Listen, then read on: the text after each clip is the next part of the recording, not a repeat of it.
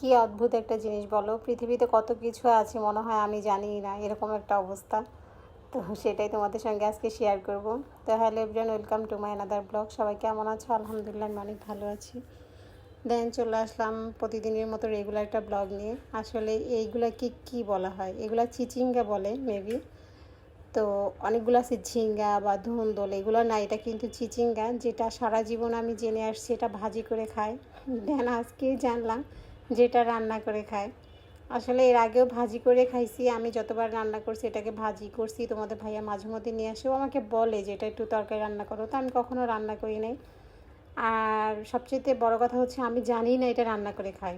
আমি জানি এই চিচিঙ্গার জন্মই হয়েছে শুধু ভাজি খাওয়ার জন্য। আসলে আমি এত ইউটিউব দেখি বা কোথাও দেখছি বা কখনো দেখি নাই কাউকে যে এই চিচিঙ্গাটা রান্না করে খেতে। তো আজকে আমি যখন চিচিঙ্গা বের করছি ফ্রিজ থেকে, আমাকে বলতেছে তুমি আজকে রান্না করো। তাই আমি বললাম এটা কখনো রান্না করে খায়? বোকার মতো কথা বলো। বলতেছে তুমি রান্না করেই দেখো, কেন তুমি জানো না এটা রান্না করে খায়? তা আমি বললাম না। তো বলে কি বলে এটা?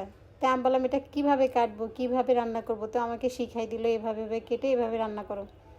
কিন্তু আসলে সত্য কথা বলতে আমি ভেবেছিলাম যে এগুলো হয়তো সিদ্ধ হবে না, কিন্তু না, বেশিক্ষণ কষানোর প্রয়োজন হয় নাই, তার আগে সিদ্ধ হয়ে গেছে। আর এগুলো আমি শিং মাছ দিয়ে রান্না করছি। শিং মাছটা আমি হালকা ভেজে নিছি, নিয়ে তরকারিটা বলক আসার পরে আমি এটা শিং মাছগুলো সবগুলো দিয়ে ফেলছি।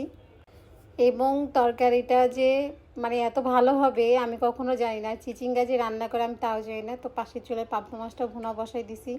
কালারটা যেন কেমন আসছে আমি বলতে পারবো না, কিন্তু না, সামনাসামনি কালারটা অনেক ভালো ছিল, বাট ক্যামেরাতে কী প্রবলেম হইলো বুঝতে পারলাম না, কালারটা যেন চেঞ্জ হয়ে গেছে। তো পাবদা মাছটা ভুনা শেষ করার পরে আমি ওই তাওয়াতে সুন্দর করে ধুয়ে তারপরে হচ্ছে মিষ্টি কুমড়া নিয়ে আসছিলো অনেক বড়, তো এটার দানাগুলো আমি ভেজে ফেলছি। আর এটার দানা কিন্তু ভেজে খেতে অনেক ভালো লাগে, আমার কাছে তো অনেক ভালো লাগে, কার কাছে কেমন লাগে জানি না। মিষ্টি কুমড়া নিয়ে আসলে যদি একটু বড়টাও নিয়ে আসে তো কী করি আমি, অর্ধেক রেখে অর্ধেক ভাজি করলে কী করি, বিচি বা দানা যেটাই বলো এটাকে আমি পুরোটাই নিয়ে ফেলি। এবং সঙ্গে কিছু আজকে 2 রকমের ভর্তাও ছিল। আজকে এত কিছু আইটেম এই জন্যই করছি কেননা মেডিকেলে খাবার দেওয়া লাগছে। আমার আম্মু তো ভর্তি আছে, অনেকেই জানো হয়তো, আমি অনেক ভিডিওতেই বলেছি। তো আমি এখানে ভর্তাগুলো বেটে নিলাম, নিয়ে দেন হচ্ছে যে ফাইনাল লুকটা দেখাই তরকারির, যে কত সুন্দর কালার আসছে এবং খেতেও কিন্তু দুর্দান্ত ছিল।